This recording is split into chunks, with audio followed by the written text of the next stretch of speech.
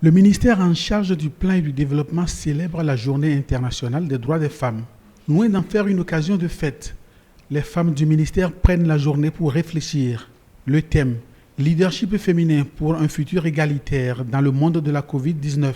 Ce thème dénote de l'importance du rôle que doivent jouer les femmes dans la gestion équitable de la pandémie de la Covid-19 à travers l'élaboration des plans et programmes et la mise en œuvre des stratégies de lutte contre la Covid-19. Le ministre d'État, Abdoulaye Biotchane, du Plan et du Développement, a rappelé aux femmes quelques initiatives du gouvernement de Patrice Talon pour les soutenir. Donner une assurance universelle à tous les Béninois, et en particulier aux femmes, est, je pense, un des premiers axes de soutien aux femmes.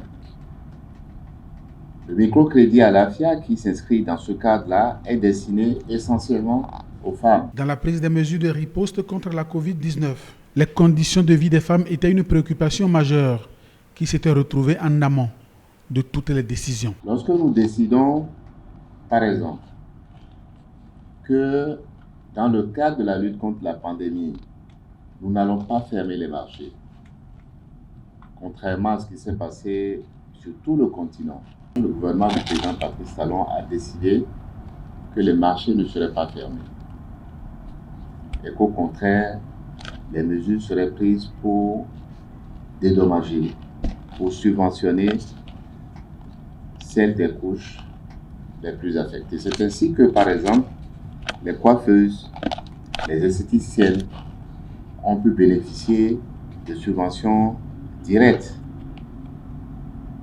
que beaucoup ont reçues à leur grande surprise sur leur téléphone quelques semaines après. Dans le domaine politique, les initiatives sont rendues pérennes puisque devenues des articles de textes de loi.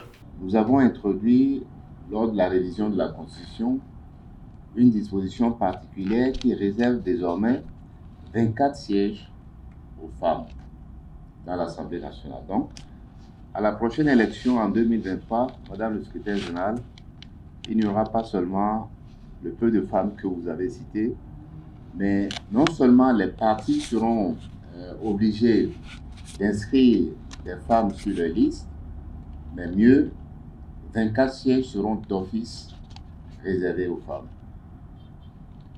Et ça veut dire que forcément, nous aurons plus de 24 femmes au Parlement. Je vous en parle en toute connaissance de cause parce que dans mon parti, par exemple, nous avons indiqué que dans nos statuts, 30% des sièges dans toutes nos instances devront être réservés aux femmes. Et donc, forcément, lorsque nous allons faire les listes, je serai attentif à faire en sorte que sur ces listes-là, il y ait au moins 30% de femmes, bien sûr, à des postes éligibles. Au cours de la journée, les femmes porteront leurs réflexions sur deux thèmes différents. Le premier, impact de la Covid-19 et ses variants. Quelles stratégies et apports nutritionnels pour y faire face? Le second, leadership féminin. Comment concilier vie privée et vie professionnelle? Sujet de préoccupation des femmes, dites modernes.